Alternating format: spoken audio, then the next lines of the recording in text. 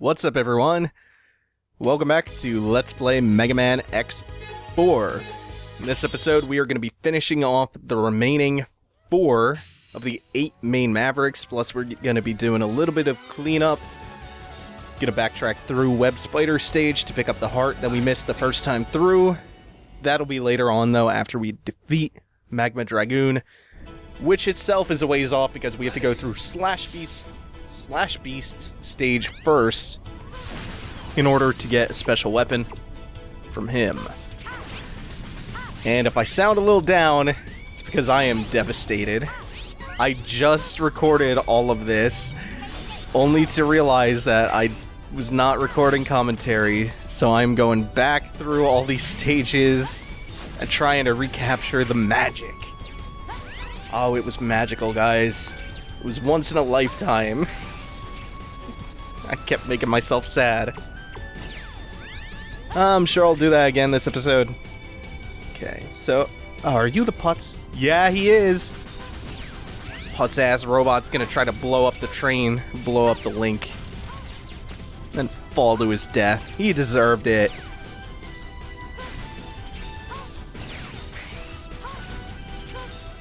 It's like going to a party and leaving an upper decker and then falling in the tank. And getting stuck. Robotic upper deckers. You can use robot as a modifier for a lot of things and have it be funnier.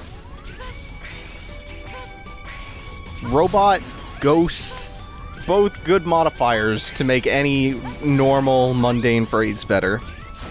Sexual, too. Sexual is another good word to add to anything that will immediately make it funnier. Sexual chocolate. Sexual Voltron, which is pretty much what an orgy is. It's a beautiful union, a sexual Voltron. Like a child. I cheered myself up, hooray! Or like, oh man. Or like those viewer complaints that the FCC got about that Simpsons episode where Lisa kicks Bart in the junk and some woman was like, she left him in a state of sexual agony. Took me 2 shots. Took me 2 shots to knock that train out. It's a testament to how overpowered this weapon is. This Buster upgrade, this version of it. Took me 1 shot to knock that train out. I should do a drunken live stream. I wonder how long that would last. Oh, man. Wonder how long that would last. Unfortunately, even though this is one of the cooler special weapons, you know, last episode was talking about how a lot of the special weapons in the game don't feel particularly inspired or useful for that matter. Cyber Peacock's is one of the cooler ones, and the charged up version has this unfortunate drawback where as soon as you take damage, it cancels the effect. That's kind of goofy. You know, it's not quite as bad as I made it out to be, though. Even though Storm Owl's weapon is complete dog shit, especially the charge version, it's 2 of Storm Eagle's attacks from X1, and that was the best attack in the game. It shoots 2 of those cyclones out from either side of X. You would think it would be twice as good, but no, it's wimpy and it barely damages anything. I hate it. So unfortunate. But it's not as bad as I was making it out to be. There's still a few good special weapons in the game, for X anyway. There's still Soul Body, which has gotten a decent amount of time. The charged version of Soul Body is really cool because X sends out kind of an astral projection, which does all the work, while X remains this stationary pose where he can't be hurt. It's pretty cool. That's fine. The upgraded version of Magma Dragoon's weapon is pretty cool, or the charged one.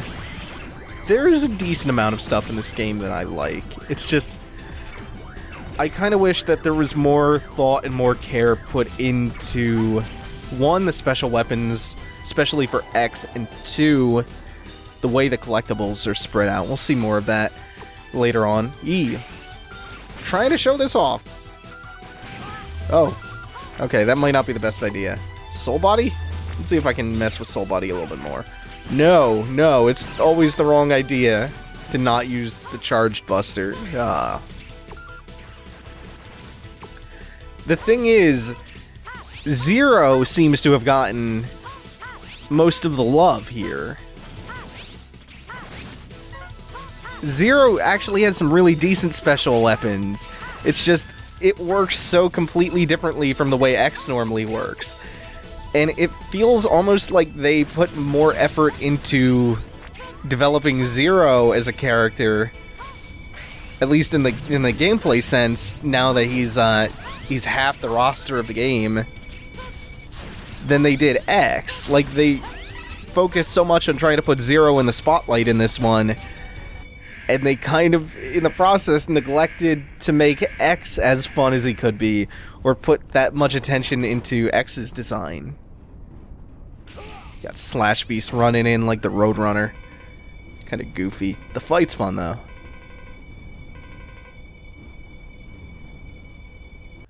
So the reason this fight is fun, as opposed to something like, say, Colonel as an extreme example, is because with Colonel, you stand in place all fight long, never ever need to move an inch, and you just jump.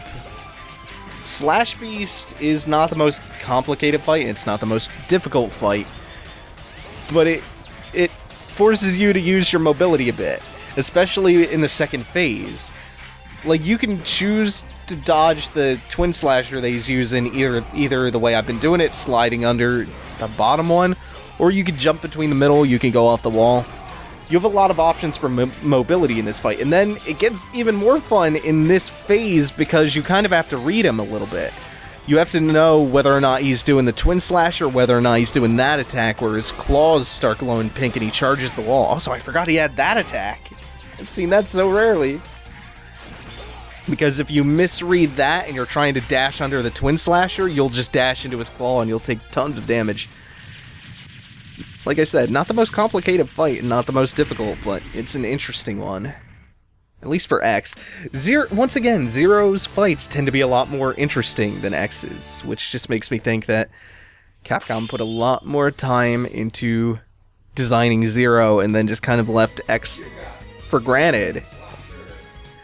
But we'll see more of that in the bonus episode when I'm actually playing as Zero and showing off everything that he can do.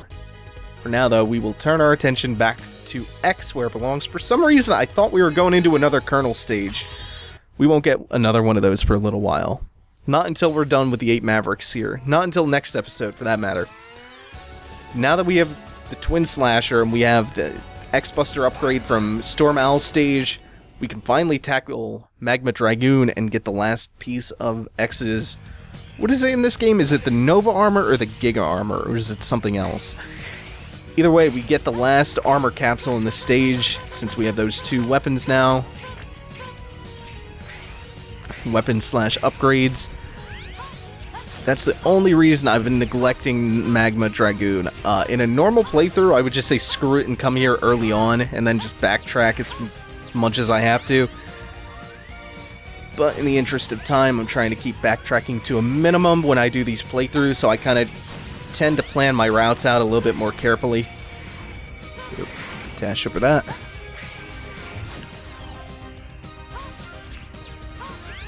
Yeah, I was waiting for that one to open up.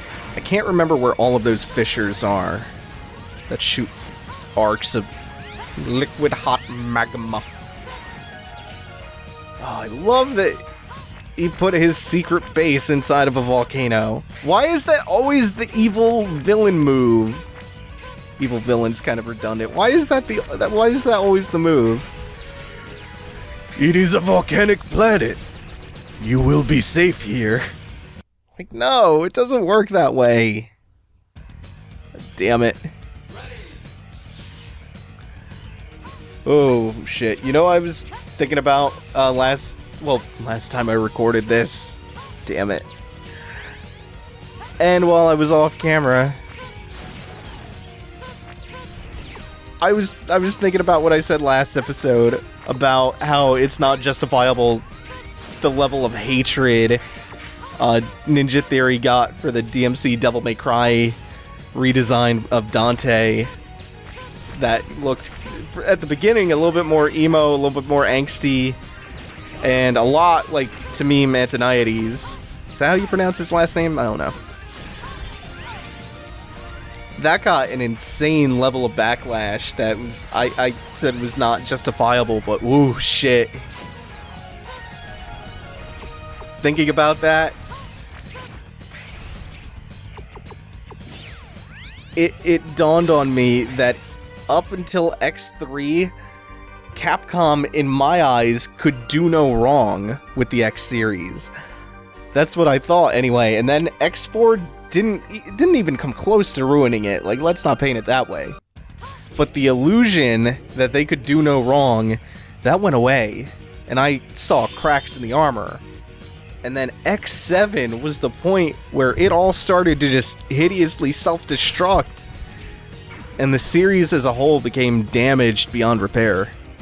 And eventually, I'm gonna have to play X7 on this journey through the X series. And let me tell you, you have not seen vitriol. Coming off of X6, which, since the art style change, among X4, 5, and 6, 6 is by far my favorite. And I know that's not going to be a common opinion, but I loved X6. And buying a copy of X7 on the day it came out for full price, and then loading it up and giving it a fair chance of like an hour, 2 hours, that was the definition of heartbreak. And it takes a lot for me to call a game upsetting or worse, heartbreaking. X7 is that line, though.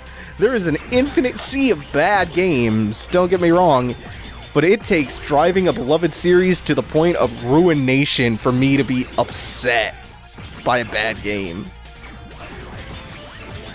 Luckily, X4 is not such a bad game, especially not by comparison.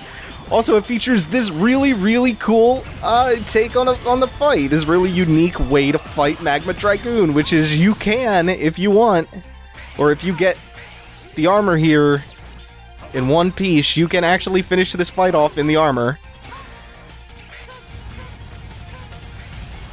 Didn't quite manage to make it here with enough health left in the ride armor, though. Now, what is coming up kind of baffles me a little bit. Why are they pushing Dragoon? Why? Like, he's the only boss I can even remotely remember getting a post-death monologue. And, by the way, if you notice on their health bar, on the boss health bars, there are 3 Mavericks in the game. There are 3 who have turned full Maverick and joined Sigma. And you can tell by the insignias below their health bars. Cyber Peacock was one of them, Split Mushroom was one of them, I forgot to point both of those out. Magma Dragoon was the 3rd one out of this 8 Maverick cast.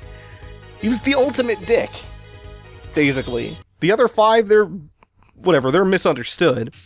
Magma Dragoon not only joined Sigma and got this big push, where he's like, I am special, whatever. He's also a Shoto. No one likes Shotos. No one likes Shoto clones. He's actually supposed to be a Ryu clone, but he doesn't... Like, he has moves Ryu does not have. Also, Ryu means dragon, Magma Dragoon. 2 and 2. Yeah. Also, back there in the very beginning of the stage, in case you didn't notice, that was Blizzard Buffalo from X3. Also, speaking of X3, there was something I kept meaning to bring up during X3, and I just forgot over and over. I don't know how you're supposed to get down here without taking that hit. Something I kept forgetting to mention about X3 is that originally X3 was going to be released on a console called the 3DO, which you might not have heard of. You probably haven't heard of this console. This doomed console was the brainchild of the guy who founded Electronic Arts, and it was discontinued within 3 years of coming out, partly because it was $700. And I believe this was the early to mid-90s that this $700 console came out. A $600 price point almost tanked the PS3 early in its life cycle. And that came out like 7 years ago. Imagine a $700 console in the early to mid-90s. Didn't do well. It was Yeah, it was discontinued within like 3 years. Also, I don't remember it having any games. There's going to be another homage to another earlier X Frost-themed boss coming up soon. Oh, not quite as soon as I thought it would be. There's still this section, which is just a time waster. Okay. Getting close to the bottom, right? Yeah, there it is. This isn't another pit that you have to slide down. Here's the mini-boss, and there is Chill Penguin in the background of the stage. Which is strange. Guess all the Frost bosses are hanging out together. No! Frost Walrus froze them to steal their technology. Yep, clearly what happened.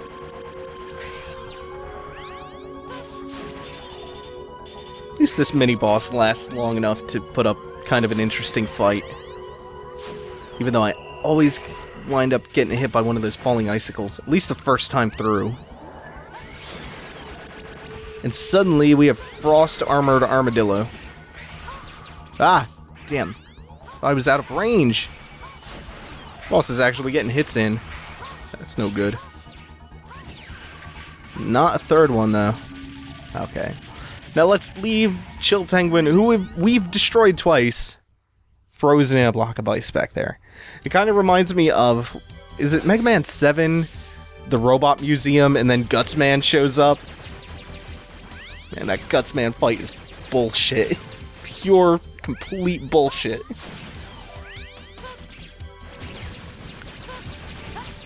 So, did I mention yet that Rising Fire, the weapon we got from Dragoon, the charged version of it, you'll see it in a little bit, but yeah.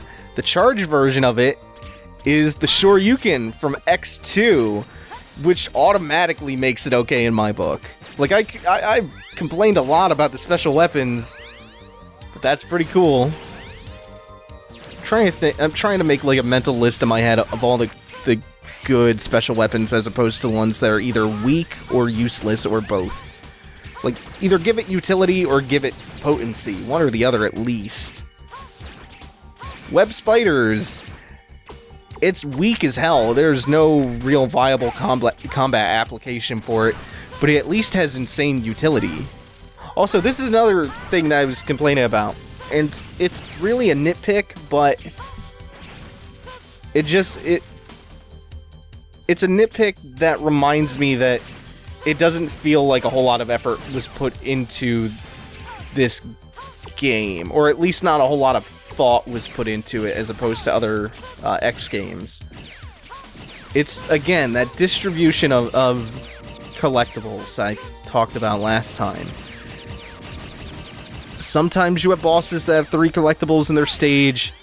Sometimes you have bosses that have 1.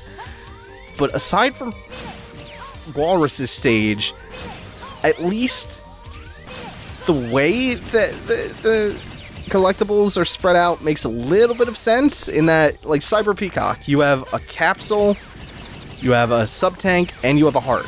You have 3 in one stage, and they're all different. In this stage, we started out in the first section with... I'm just going to tank all the damage, by the way. We started out in the first section with a heart and a sub-tank. The EX tank, which, by the way, I believe refills weapon energy and your health. And then, yeah, that's the first section. And then we have another sub-tank in the last section.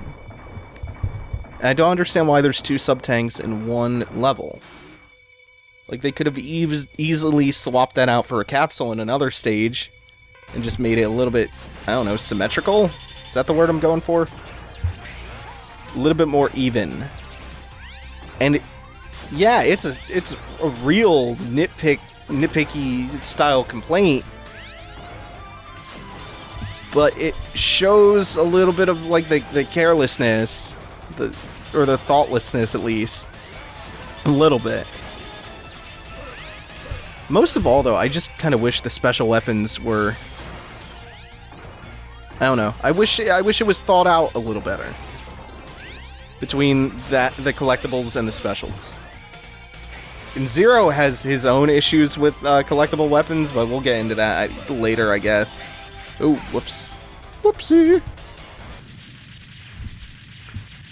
What I would ideally like to see, though, would be each special weapon in an X game has at least one application for getting a collectible. Because there's, what, 16 collectibles in this game? There's 4 capsules, 4 sub-tanks, 8 hearts. And there's 8 weapons. You should easily be able to design levels where every weapon is useful. I just want to see every weapon be fun and useful, really. And that's really never been the case with the X games. There's always at least a few duds in there. But at least it wasn't quite as... There weren't quite as many in previous games. X3, come to think of it, might have had my favorite weapons. I don't know. Again, it's hard to move past nostalgia when I love X2 so much. Stingray stage, I like Stingray stage. This stage is not a problem for me. What I don't like about it is that I don't like any stage where you have collectibles in an auto scroller. The speeder bike stuff, it's really cool, and it's fun to use the speeder bike again. There's the first one. So it's 3 jumps, or no, it's 2 jumps, and then you fall for the heart in this section, and then there's another sub-tank coming up in the next section once we get through this. Gotta be careful with using that boost. Oh, that could have gotten me killed. You'll take a bunch of damage in this stage, but your health goes back to full at the start of the next stage, so it's not that big of a deal. But then this, the sub-tank coming up later in this section is a huge pain. Otherwise, I like this stage a whole lot. It's cool as hell watching the cityscape scroll behind you. It's fun. It's they designed the level pretty well. It's just it's more of a personal preference thing that I don't like collectibles in auto scrollers, but it can't really be avoided because you can't just have a level that has nothing in it. Also, I like that you can take down Jet Stingray and stop him from harassing you. This is the one I almost wasn't paying attention. So if you hit the boost and you're too high in the air, you'll sail right over the sub-tank and miss it, and you'll have to die and restart this section, which is a gigantic pain in the ass. And it's the main reason why I don't like getting that, why I don't like 100%ing this stage. But I got it on the first try, so it's not that bad. It's pretty okay.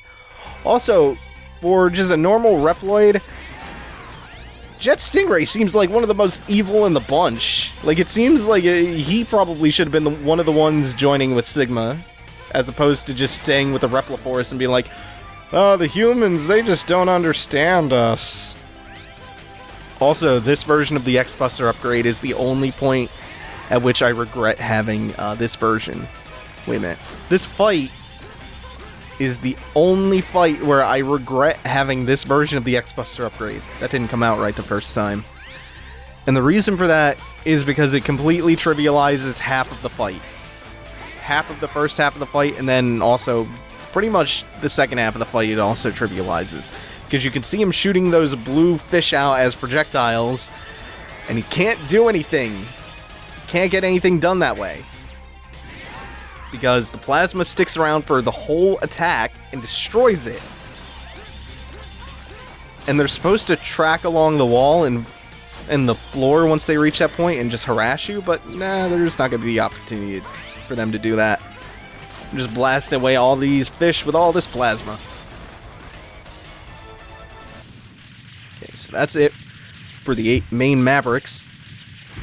There is just one little bit of unfinished business, and that's back in Web Spider stage. We couldn't get the heart in Web Spider stage at the very beginning because we need the Rising Fire, the weapon from Magma Dragoon, to go get that. It's stuck in a robot tree.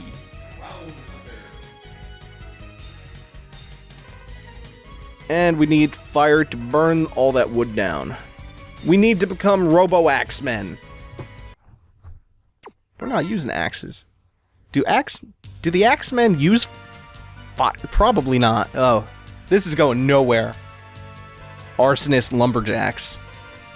Into space! We have to work together as a space team. But we're not going to do that yet. Like I said, go into Web Spider's stage real quick just to get that. And then as far as the items go, we'll have the 100%. Then it's just a matter of finishing off the remaining couple of bosses. So let's...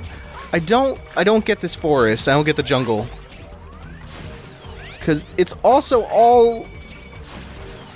like, there's robotic integration with everything going on in the jungle. Like, there's robot plants and robot trees and shit. And I was talking with Mike about this earlier. How messed up this actually gets when you think about it. Because, like, in X3, I pointed out that Gravity Beetle is Boomer Kuwanger's brother. And it didn't occur to me how messed up that is at the time. Oh, I'm not falling for this shit again. Wasting time. But think about that. They're brothers. They're androids. Android brothers. Iris, a character we have not met yet, is the sister, I think, of the Colonel. There are familial relationships going on between androids. And I don't know how that's supposed to work. Like, do the reploids fuck? Do they reproduce like humans? Because some of them seem more human than others, but then others are just straight up robots, right? I don't. Ooh, I don't know. Like, do the robots fuck? Do they give birth, or are they just built? And if they're just built, how are they family? I don't. I'm sure there's fan fiction that explains this all in excruciating detail. That's probably also more faithful to the series than Capcom has been in the past, but it'll be a cold day in hell when I have hit rock bottom and I am curled up in a Snuggie or something, a warm cup of cocoa, browsing fanfiction.net or whatever, looking for erotic Megaman X fanfiction. Cold day in hell. If that ever happens, that's the day that I kill myself. This got dark all of a sudden. This got so dark. There's the uppercut. There's the Shoryuken. Pretty cool move. And that was just a red herring log. There's the real one. Oops. And we get a heart. We gain its courage. So, that's going to do it for this episode, folks. Thanks for watching. I will see you all in the finale next episode, where we will start off in the spaceport. And then we might be able to figure out who this mysterious Voltron villain we keep running into is. It's Sigma. But it might not be Sigma. But it's totally Sigma. I read the script. Take it easy. Have a good one.